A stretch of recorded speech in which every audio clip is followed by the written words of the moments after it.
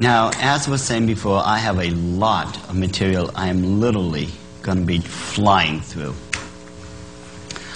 Lord willing, I'll be able to get through this in time. Now, if any of you have studied the history of the Illuminati, you're going to recognize this gentleman immediately. This man is Dr. Adam Weishaupt. He was the very first head of the Order of the Illuminati. Back in 1773, when he held the chair of the professorship of Jewish canon law at the University of Ingolstadt in Bavaria, Germany, he was approached by Meyer Amschel Bauer and 12 of his most financially influential friends, which makes up your first covenant of 13, if you would. And they basically approached this man and said, listen, you've got the occult knowledge and the genius who put it all together. We've got the money. You do it, we'll back it. This is just paraphrasing the whole thing. But basically, 3 years later, on May 1st, 1776, Dr. Adam Weishaupt had succeeded in culminating the plans of the Illuminati, their complete organizational structure, the belief, the whole thing. This man was considered an expert in most of the occult schools of his day and age. Now, we're going to be getting into this part of it later, but the idea of Illuminism did not begin with this man. It can actually be traced all the way back to Babylon around 3500 BC. We will be getting into this. The gentleman underneath Dr. Weishaupt is Baron Adolf von Koenig. It was through this man's brilliancy that the Illuminati really began to flourish. 2,000 of the most powerful, influential people in Germany joined the Order of the Illuminati in a matter of years because of this man.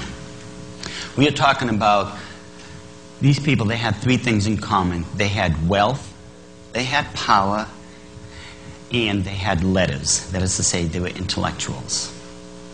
Now think about this for a second. Could you imagine what we could do right now as a Christian people if we could gather the 2,000 wealthiest people in America? What could we do for Christ then? Literally, we would do what the apostles did and turn the world upside down. How many people recognize this familiar symbol? Okay. If you people would be good enough, please take a dollar bill out, because we're going to be going through this.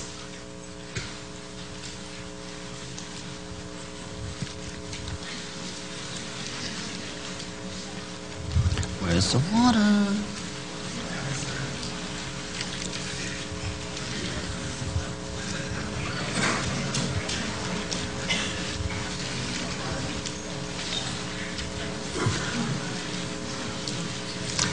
Okay, if everyone has their dollar bill out, if you'll please follow along. You will notice on your dollar bill, this seal will appear on the left-hand side. Okay, you will notice at the very top of the pyramid a 13-letter expression, and directly beneath it, another one. This is, in Latin, it says, Annuit Corruptus Novus Ordo Seclorum, which means announcing the birth of a new world order. This new world order, now if you look at the bottom of the pyramid in Roman numerals, it says MDCCLXXVI. This is 1776. But we are not talking about July 4th. We are talking about May 1st, 1776, the very day in which the Illuminati was officiated. I will be able to show this part of it to you afterwards as far as the proof that this is indeed May 1st. You will notice the pyramid itself is made up of 13 levels. Now, I'm sure many of us have heard of numerology before. This is where you take numbers and assign them to letters, correct? You will notice there's another system in the occult that's known as gematria. Gematria will give you the definition to those numbers. In other words, 6 is the number for man, 36 is the number for the enemy, 16 is the number for love, and I'm sure we all know what the number 666 means, correct? Right. Going back to the seal, again, there are 13 levels to it. 13 in gematria is the number for depravity and rebellion. You'll notice that the pyramid itself is easily discerned to be a three-dimensional object. You can tell by this and over here it has four sides. When you look at the capstone, however, you can't tell that at all. It just remains to be just a triangle and nothing more. That's because in their cult, those three sides represent the false prophet, the beast, and the Antichrist. You will notice we are led to believe that that is supposed to be the all-seeing eye of God. If it were, in symbology, that capstone's in the wrong position. It would have to be coming down the point, which would be God looking into the affairs of man. In the reverse position as it is right now, it's man invading the heavenlies. That is the all-seeing eye of Lucifer. Even though he thinks he's all-seeing, he isn't.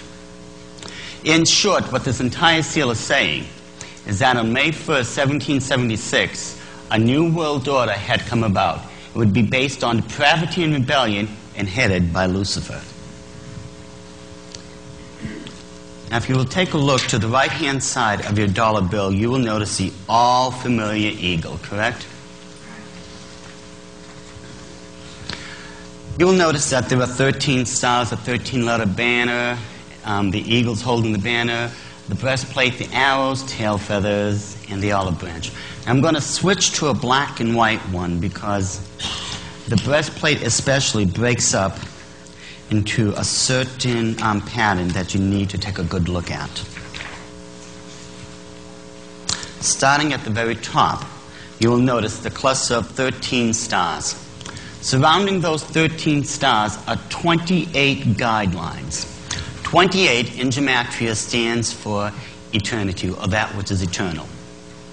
Directly beneath those 13 stars, you will notice the eagle is holding a 13-letter banner. The banner in Latin says E pluribus unum. Translated, E pluribus unum means one out of many. But the question is, one out of many what? When Dr. Adam Weishaupt was formulating the Illuminati, he was infiltrating the Masons, the Jesuits, the Rosicrucians, and other occult schools of his day and age. What he was doing was taking the best and the brightest minds out of these organizations and bringing them into his own. What he was doing was forming one group out of many group. This is what that is talking to. You will notice the eagle is looking to the right. Whenever the bird, symbolically speaking, looks to the right, it's looking on in favor of whatever it's looking towards. Compare this to the Nazi warbird of World War II, where it was looking to the left, away in opposition. In other words, it was not looking on in favor. An eagle bird, correct? Most people have never seen the original seal that was accepted by Congress in 1782. This seal, which bears the eagle, was only designed like that back in 1933. In other words, that was the first time the eagle itself appeared on the seal. I'm going to show you the original one, and then you try to tell me what it looks like.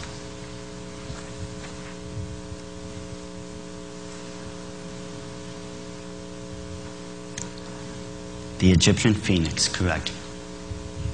According to Egyptian mythology, the phoenix bird itself would live for about 400 to 500 years. Afterwards, it would come down upon the face of the earth and be consumed in its own fire. Out of the ashes, an egg would be left behind, and out of that egg, a new phoenix bird would emerge. This would complete the cycle of reincarnation.